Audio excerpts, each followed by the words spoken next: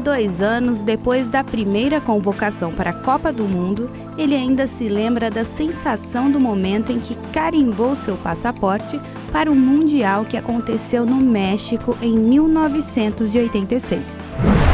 Quando eu fui convocado pela primeira vez, nós éramos 27 atletas, só 22 iam para a Copa do Mundo. E de janeiro a junho, antes da nossa ida para o México, o meu nome estava entre os 5 cortados. Mas o meu pai dizia duas coisas para o meu irmão e para mim. A primeira, que você não tenha que, se você der sua palavra de honra para alguém, que você vá até o fim. Que você não tem que assinar um papel para cumprir a sua palavra. O nome vale muito mais do que qualquer coisa.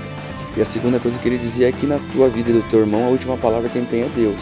Então, mesmo quando tudo estiver dizendo o contrário, treina como se já estivesse lá.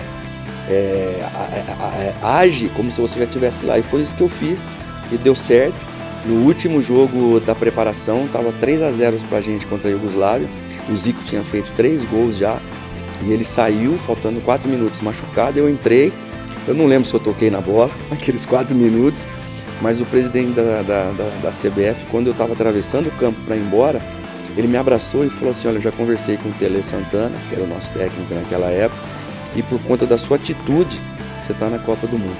Então, vale muito, né? E assim, quem estiver ouvindo, vendo a gente, faz o teu melhor e deixa depois as decisões para Deus.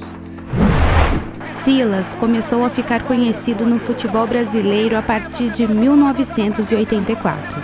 Meio-campo, fez sucesso no time do São Paulo, jogando ao lado de Miller, Sidney, Careca e companhia.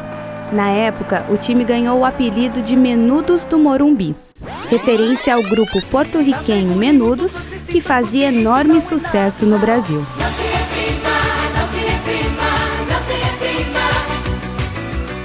Nasceu em Campinas e o início no esporte não foi tão simples.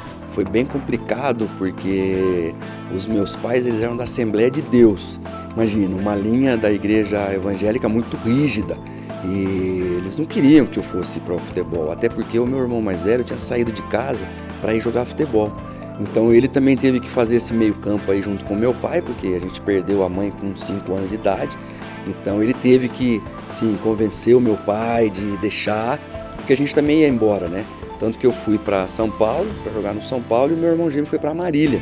Aí depois dali, bom, ele faleceu, nós tínhamos 20 anos de idade, não chegou a ver a gente, assim, jogar muito como profissional, né? E muito menos a gente ter ido para fora do país. Eu fui para Portugal e o Paulo foi para o México. Bom, e depois nós rodamos esse mundo afora aí. Mas o importante é que o que ele deixou, tanto de ensinamento como de cuidado, nós passamos para os nossos filhos. A segunda Copa foi na Itália em 1990. Foi nesse ano que ele marcou seu único gol jogando pela seleção. Na goleada por 6-0 em cima da Venezuela, vestindo a camisa 10, ele acertou a rede após passe de Careca. No currículo, Silas tem 37 jogos representando o Brasil. Foram 22 vitórias, 6 empates e 9 derrotas. E em cada 1 milhão de habitantes do planeta tem a possibilidade de jogar pela seleção do seu país. Quer dizer, e se tratando de Brasil, onde geograficamente é um país grande, com muita gente e muitos jogadores. O Brasil aparece jogador todo o tempo, a toda hora, em todas as cidades. Então isso, assim, se torna mais difícil ainda. Então eu sou um agradecido, um eterno agradecido. Em 2004 se aposentou, estudou e se tornou técnico.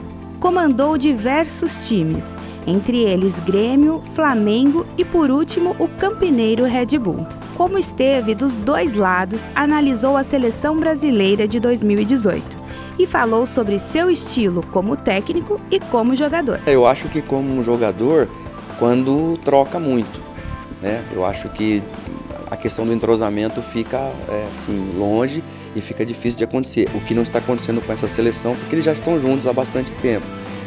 E como técnico, eu acho que a questão do individualismo. Eu acho que por ser Copa do Mundo, um gol numa Copa do Mundo representa 30 gols num campeonato qualquer. Então, que de repente, se ficar lá cara a cara com o goleiro, mas tiver um companheiro numa posição melhor, que faça esse passe, porque são 210 milhões de brasileiros, fora os estrangeiros, que estão torcendo para a seleção. Para o craque, o time brasileiro esse ano ainda não é o favorito por falta de experiência, mas acredita que há esperança de que o tão esperado Hexa possa chegar. Eu acho que dá. Eu acho assim que está sempre entre os 5 favoritos. Mas assim, eu diria que a França leva uma pequena vantagem, depois Brasil, Alemanha, Espanha, Argentina e Portugal.